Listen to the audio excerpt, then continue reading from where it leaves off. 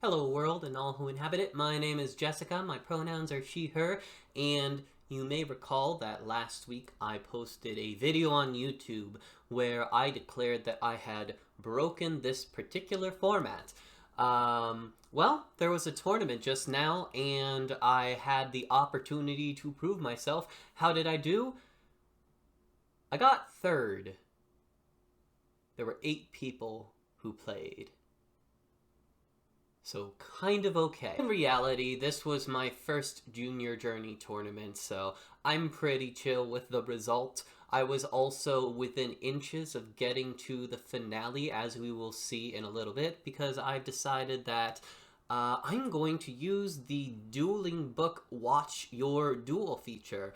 And I realize that most people watching this probably already know that's a thing, but you gotta understand, I did not play Yu-Gi-Oh! For about 7 years and have recently gotten back into it because of the pandemic and also some progression in history series on YouTube. The last time I was playing, it was duelingnetwork.com, and now there's all this fancy shit. Like, we're allowed to look at our duels again. That's very cool. So, we're going to go ahead and do that. But first of all, for those of you who are not familiar with the Junior Journey format of Yu-Gi-Oh! I'm going to explain it to you really quick. No tributes for monsters over 4 stars, only 1 spell activation per turn, only 1 trap activation per turn, only 1 set spell card per turn, no quick plays, and no priority. Now, right now, I am following a ban list put out by MBT and RJ in their series Junior Journey. You can find a link to that in the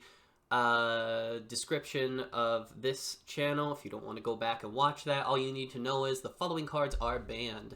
Blackluster Soldier, Envoy of the Beginning, Chaos Emperor Dragon, Envoy of the End, Cyber Jar, Dark Dust Spirit, Dark Magician of Chaos, Guardian Sphinx, Hinokagu Suchi, Magical Scientist, Morphing Jar number 2, Yamada Dragon, Yatagarasu, Giant Trunade, Graceful Charity, Harpy's Feather Duster, Painful Choice, Raigeki, Snatch Steel, Swords of Revealing Light, Anti-Spell Fragrance, Imperial Order, Magic Cylinder, Mirror Force. The following cards are limited to 1 copy: Sinister Serpent, Spear Cretin, Dark Hole, Level Limit Area B, Call of the Haunted, Dust Tornado, Torrential Tribute. The following cards are limited to 2 copies: Chaos Sorcerer. And this is the deck I was working with. I won't talk about it too much yet. I am going to dive into the duels first, but for reference. Alrighty, so my first duel of the day was versus an Archfiend deck.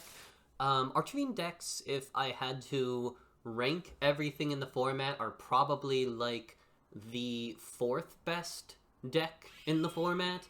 They can't really match Coin Dragon's speed, and they don't really have strong enough monsters on their own to compete in terms of attack value, but they can get really, really big swings off of their archetype Snatch Steal, plus they have a built-in protection in one of their strongest monsters. Here we see that I just start off with 1 card on the field.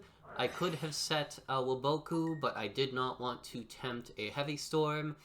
However, the fact that this person is playing Pandemonium means I would have been better off if I just set the card to begin with.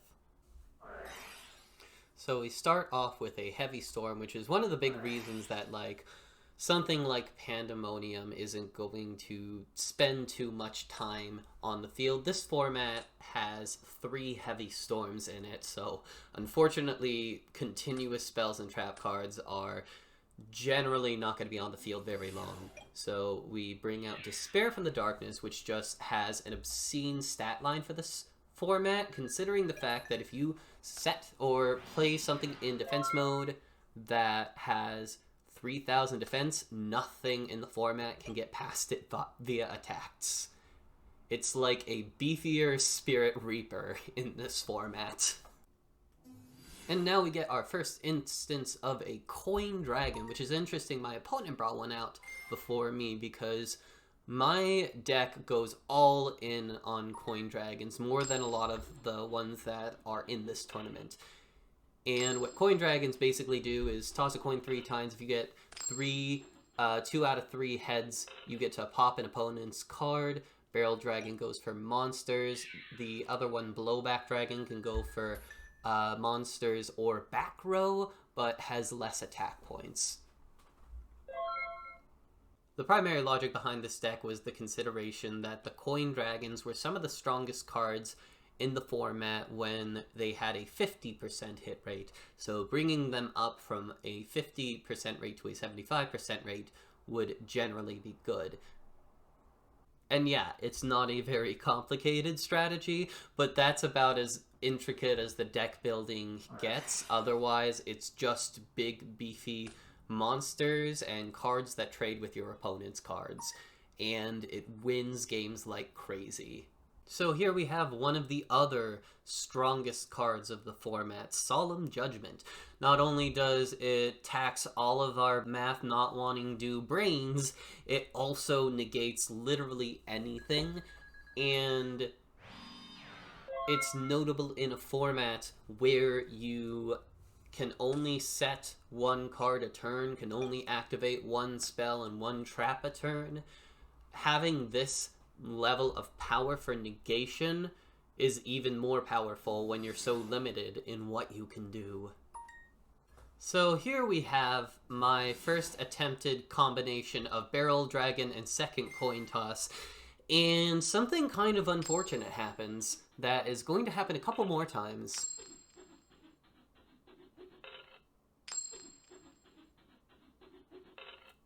So, I have not resolved the effect, but I can use the effect of second coin toss to give it another try.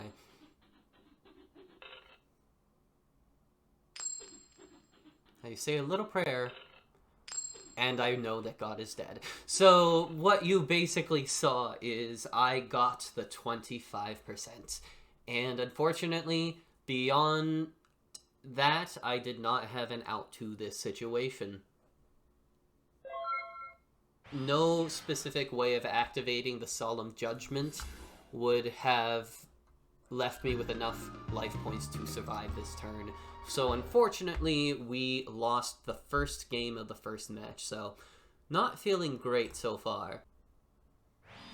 So this time we're going to do a tea set with 2 cards that actually saw, I think, no play last round, but are themselves both extremely powerful cards in the format, the Creator and Raigeki Break. So my opponent activates Pod of Greed, which is still an obscenely powerful card, though, like a lot of things, is less powerful when it's the only spell you can activate in a turn. And here we see the utility of Raigeki Break, the fact that I am able to stop my opponent from being able to fire off blowback and ruin my life. And my opponent attacks the Creator, which has a massive 3,000 defense ass that nothing in the format can get past with attacks. And then we start with another favorite, Nobleman of Extermination. Takes out my opponent's Torrential Tribute. Unfortunately, Torrential Tribute is limited to 1 copy, so my opponent doesn't have another one, but I do. So I lost a powerful trap from my deck, but it's not the worst thing in the world, because I'm able to use the Creator's effect to discard a card from my hand to summon a monster from my graveyard.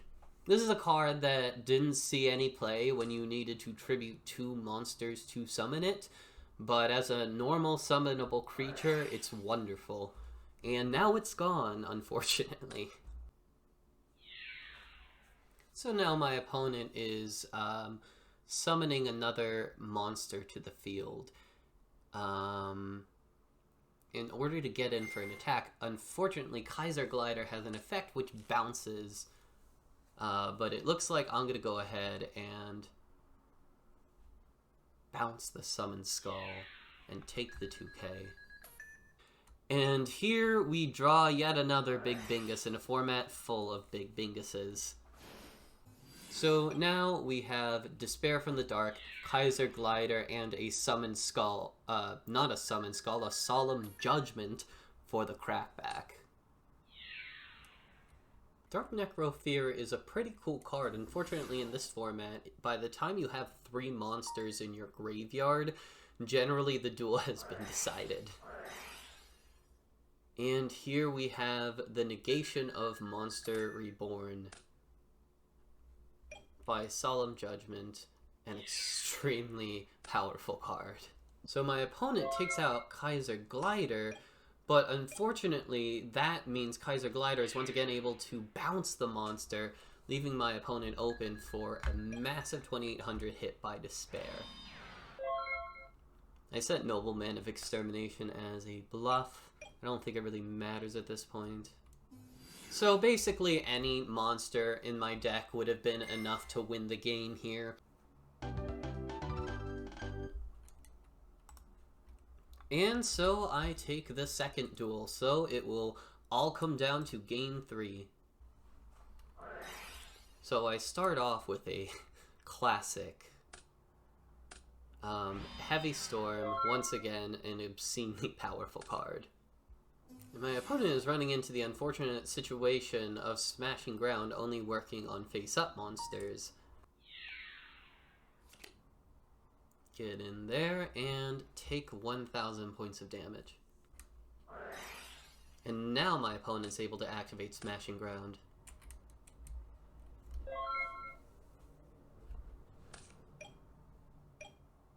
So my opponent has more monsters on the field at this point, but they're both very small. And I'm able to use second coin toss to give myself a little advantage whenever I'm popping things. I have absolutely no idea why I target Witch of the Black Forest. Oh, now I remember. It's because of this monster's effect. I don't really want to chance getting bounced back by this card's effect. Even if it is very slim, it adds another element of chance to it when I'm already trying to use second coin toss to make my odds a little better. And my opponent gets Blowback Dragon. They would have gotten that either way. It was either attack 1, attack Witch, effect use on Shadow Knight, or the other way around. That was a really good sentence. I'm congratulating myself on that sentence. So now my opponent is going to attempt to pop my monster, and they get it the first time, but they have to resolve it a second time in a row in order to get past my second coin toss, because not only does it let me retoss my own coins, it lets me force my opponent to redo their coin tosses if I don't like the result they get. And here you see the second time my opponent gets tails, tails, heads. It was, oh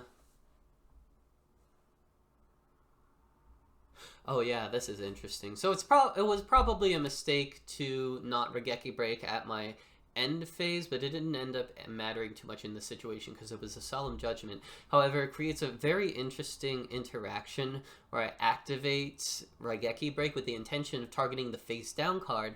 My opponent thinks I'm targeting the blowback and wants to Raigeki Break that, Solemn Judgment that. And in reality, I don't care about Raigeki breaking the Blowback Dragon. I have all the outs in the world for the Blowback Dragon. We're gonna see if our first out works, because it's the most convenient one. And it doesn't. Once again, second coin toss not working the way I want. Once again, the 25% loss rate hitting me.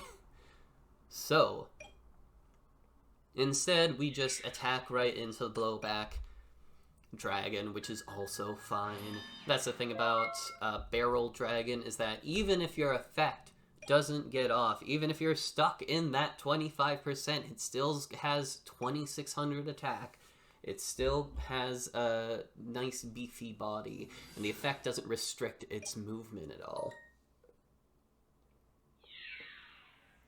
So my opponent attacks into the creator, which is very good for me, because now the creator is in defense mode and I can use its effect with impunity.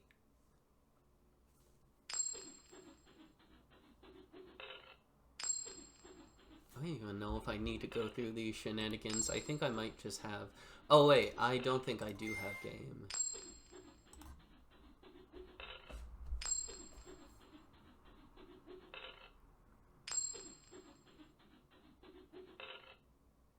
And once again, that 25% not coming through. Now, I think I should have still gone for the Monster Reborn and gone for Blowback Dragon. However, I guess I say this now, being able to see my opponent's hand and see that nothing can challenge the Blowback Dragon.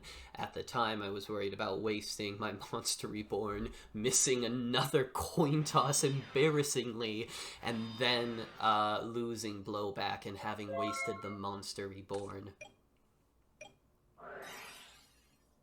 I slapped that shit down without thought. Oh, that was mean.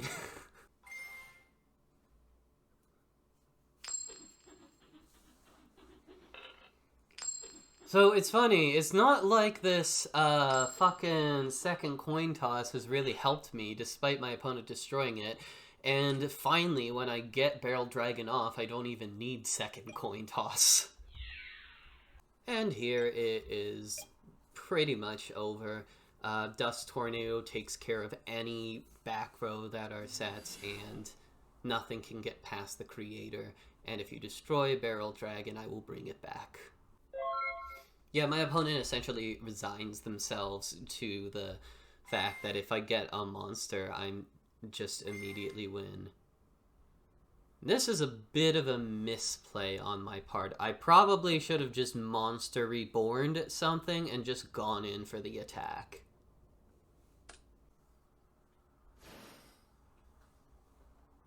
Because what happens next is Skull Archfiend of Lightning's effect negates my Barrel Dragon. And at long last, we get a good hit in on Skull Archfiend of Lightning. Like I said, I should have just Monster Reborned one of my opponent's monsters and gone in for game. Then my opponent is sending the Skull Archfiend of Lightning to the grave, but I need to resolve Barrel Dragon first. And once again, second coin toss has not helped a single damn time this entire game. Why do I do this to myself?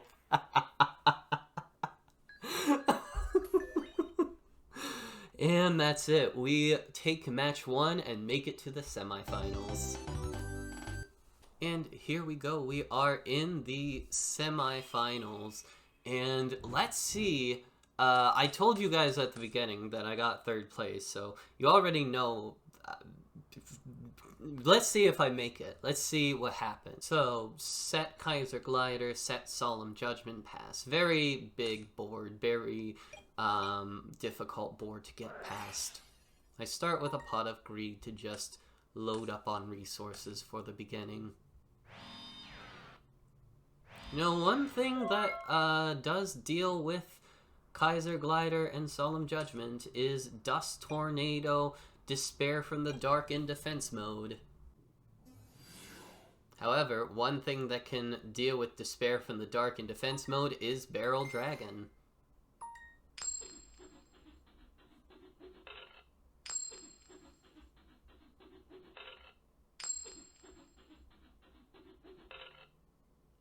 And luckily for me, the Barrel Dragon does not go through, so we get to keep our Despair from the Dark for now.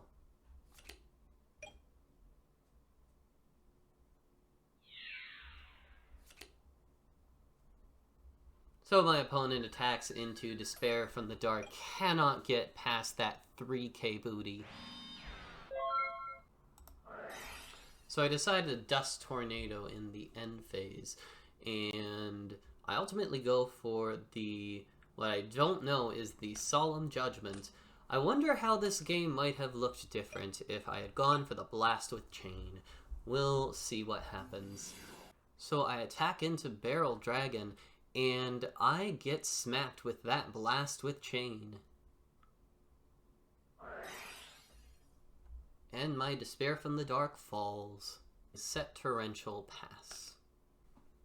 At this moment, I am sitting here praying that my opponent will summon a monster.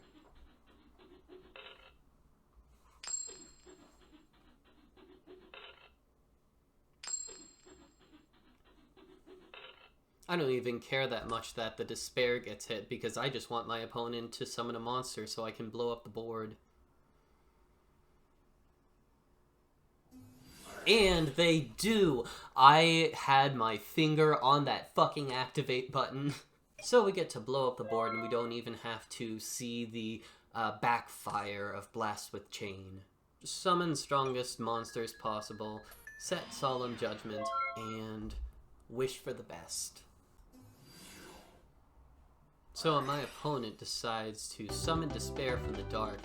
I don't think they had much of a way to get past that. If they had set Despair from the Dark and I hadn't drawn any relevant removal along the lines of, like, Nobleman of Crossout, then I still would have had 2 opportunities to pop it with a Coin Dragon. Although, of course, as we have now seen, it's not necessarily a sure thing. So, I've won the first duel. I'm feeling pretty good about myself. Let's see what happens next. And here, we see my downfall. I got myself a Guardian Angel Joan. Actually, my downfall is that I didn't set the creator. What the fuck? I guess I didn't want it to be Nobleman, but I don't know. This is a weird move on my part. I go ahead and activate second coin toss, set the creator. I think this was a misplay as well. I should have just started by firing off the Heavy Storm to clear that back row. In this format, you always want a Heavy Storm 1 card.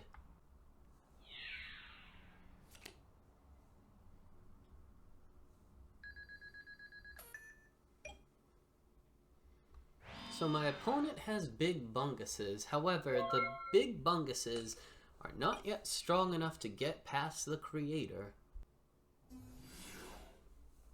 So I summon Barrel Dragon with the intention of using the effect, and we get it. Skill Drain. The, one of the other strongest decks in the format. If I had to rank it, it would probably still be like some sort of coin flip build at number 1, Skill Drain Smacky at number 2, and we'll see what I think is the 3rd best deck in the format in a little bit. But going on, I think I have made a couple of misplays in a row at this point, and they're gonna start to bite me a little bit. My Barrel Dragon has unfortunately fallen. At this point, I'm thinking it's not a big deal because I have the Creator. And then, a few seconds later, I remember that Skill Drain is on the field, and I feel sad again. I don't know what the hell I'm playing at, setting a Raigeki break at this point. I should have just Heavy Stormed.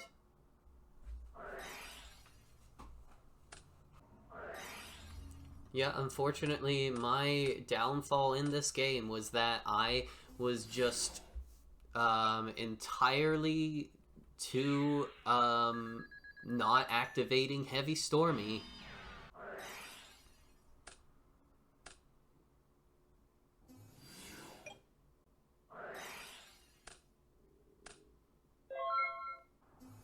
And there we go, my opponent is able to torrential my monster and take the game. So, start of game 3, I'm able to Nobleman of Extermination Blast with Chain. I'm feeling pretty good about myself. I'm thinking that Blast with Chain was going to be a big problem, but now it's not. So I set my Despair from the Dark, and I end my turn with both myself and my opponent staring at each other with big-ass Despair from the Darks. My opponent attacks into my Despair, bounces off of it, but then they do have a Smashing Ground, which becomes relevant now that it's flipped up. And my opponent will not use it just yet. My opponent decides to attack into the set monster. Here I decide to start trying to run out my monsters. And run out my coin dragon.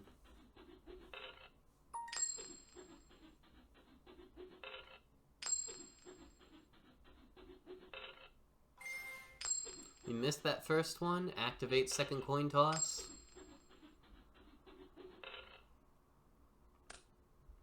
And with second coin toss, we are able to topple Blue Eyes White Dragon.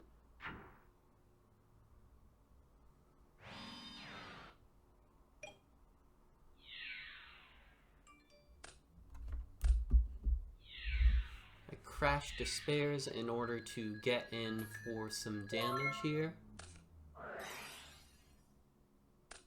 And I decide to Wabaku at the beginning of the turn here, which is probably not the best choice. I was worried about a Jinzo coming down and potentially ruining my plans, but at this point I just accidentally banish my second coin toss because my cursor goes up over the barrel dragon.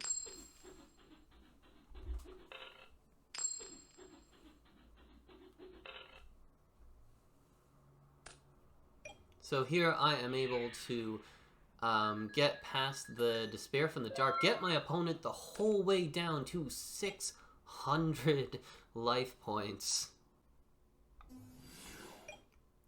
So my opponent is quite low at this point. I feel pretty good even though I just lost a barrel dragon. However, the situation I'm going to have to deal with very soon is none of my monsters can out Tyrant Dragon. And this is ultimately my undoing. The night before this tournament had happened, I had started playing Guardian Angel Joan in my main deck, and I had won several games off of it. And I thought it was absurdly powerful because this is a format where you are summoning big monsters, popping your opponent's cards, getting in for big swings all the time.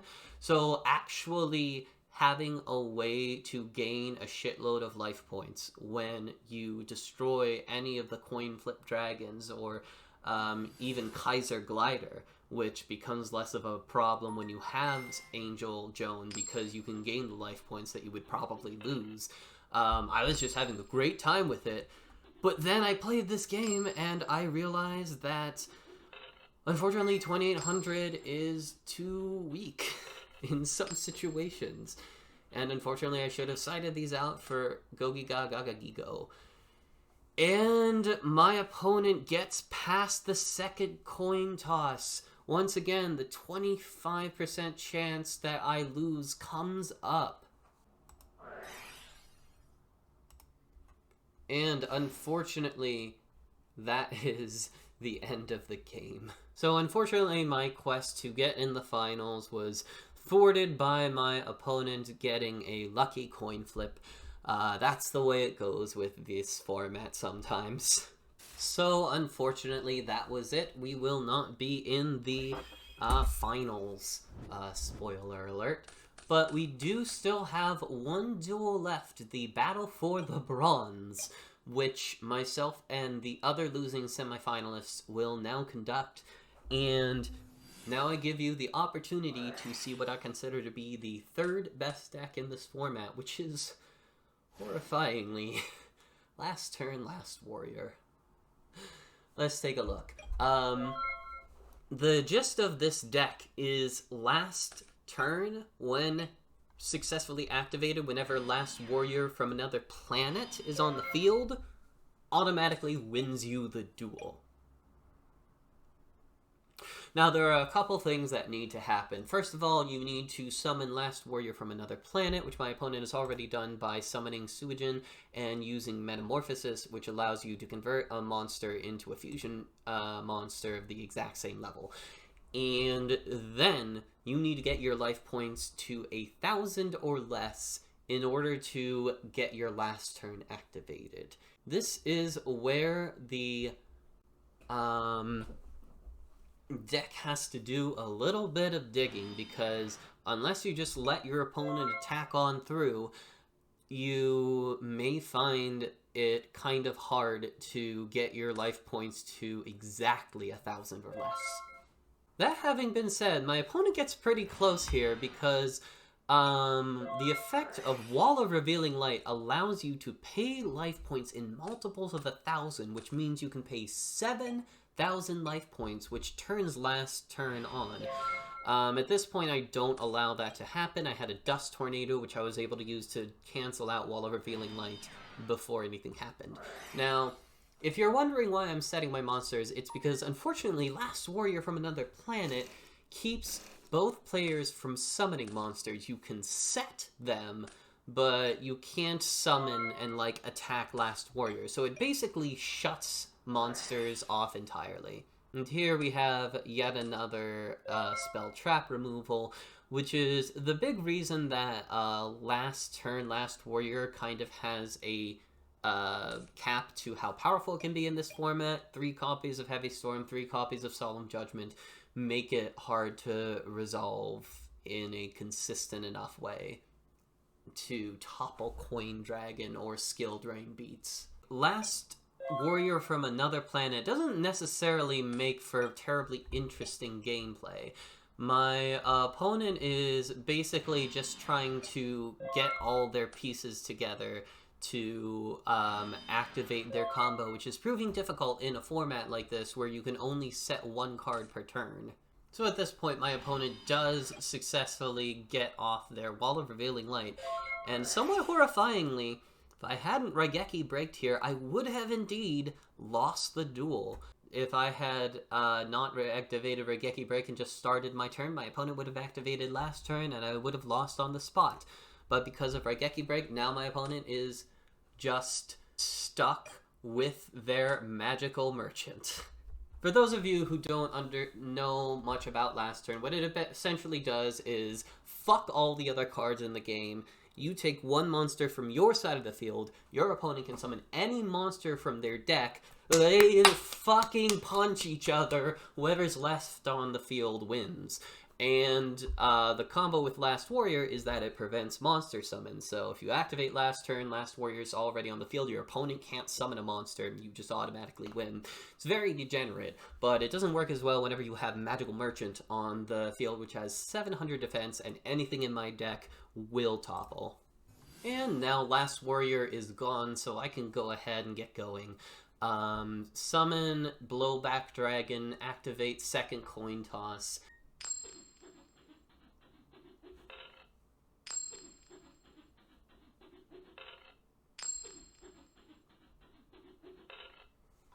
So we whiff the first one, and then we can redo it with second.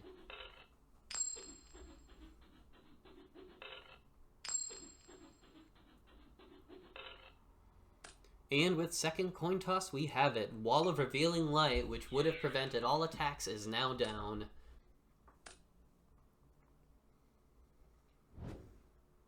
Here my opponent gets the Dark Hole, which is a little bit unfortunate, but there's not too much I can do about it. At any rate, my opponent is down to 1,000 life points, so I'm not too worried about it. So here my opponent attempts to use Metamorphosis to take out Suijin to once again go into Last Warrior, but I have Torrential Tribute, which I don't feel too bad about blowing up the board because I already know my opponent has a Dark Hole.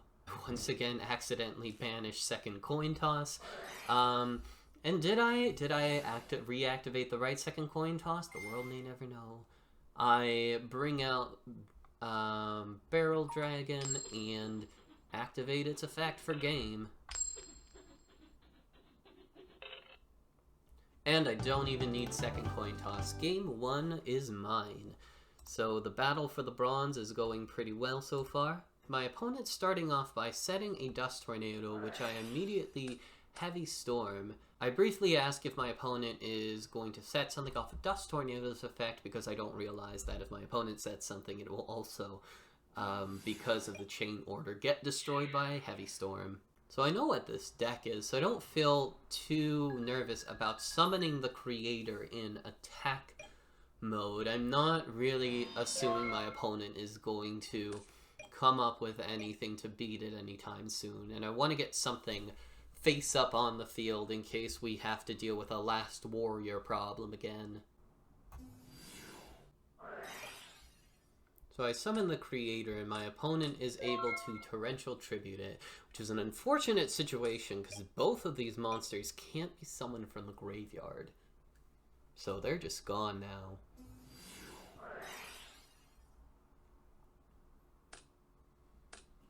I use Torrential Tribute here to get rid of Ultimate Obedient Fiend. I probably shouldn't have done that. I probably should have waited to just like Smashing Ground it, although I might be wanting to Heavy next turn. So I actually decide to save the Heavy here and go for the Blowback. And it resolves well in my favor. We get in for 2,300. So my opponent decides to just activate Reload and redo their hand completely. My opponent gets out a Suijin.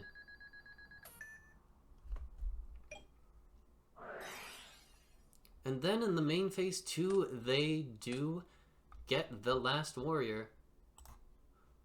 Oh wait, no, they don't, because they already activated Reload. So unfortunately at this point, I don't have any more monsters.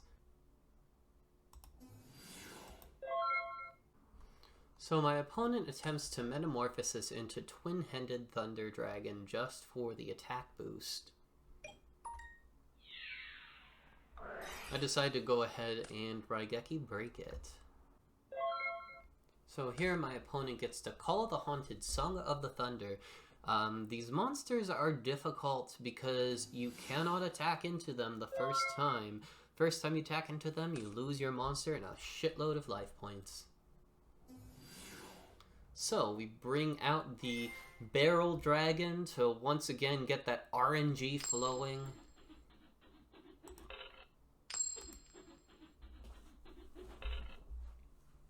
And unfortunately, it does not work in my favor this time, so I sit. My opponent decides to trade Song of the Thunder with Barrel Dragon. And brings out the Ultimate Obedient Fiend Skill Drain combo. I use Nobleman of Extermination on my opponent's skill drain, and they let it go through. I'm not playing any copies myself. My opponent gets the best card they could get in this situation. I summon a Blue Eyes to hang out with my Guardian Angel Joan. Use Angel Joan to attack into Cyberstein to gain some life points.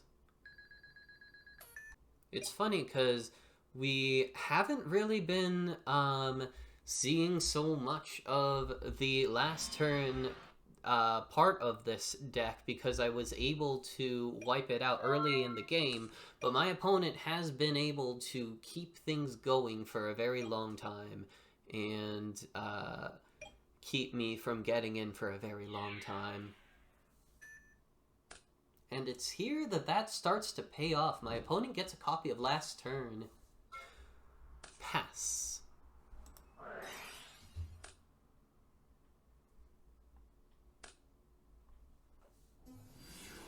Let myself take the damage with the Blue Eyes and then gain it back with Guardian Angel Joan.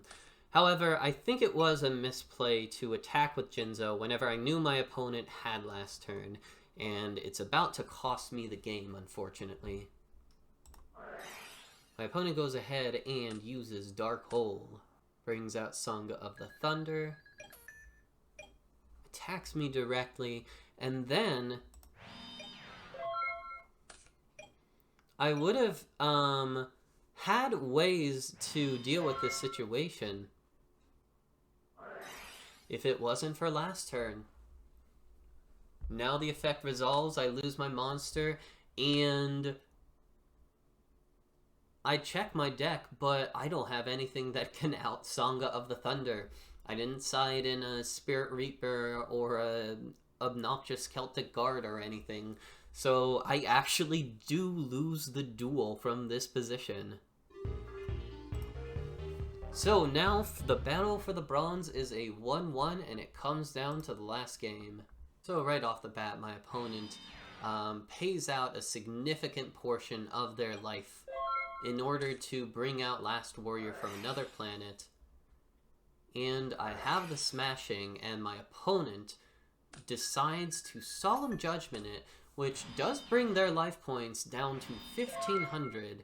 However, I have a Solemn Judgment of my own, plus a Heavy and a Despair, and my opponent is at 1,500, which is 500 short of where they need to be, or 500 more than they need, and they don't have the last turn yet. However, they do have a skill drain, which lets them pay 1,000, but they're a couple turns away from being able to resolve everything they want to. And of course, we have once again the Last Warrior from another planet stall. So now my opponent has two fairly easily accessible means of getting their life points low. And unfortunately, I do draw the out in the form of Dark Hole.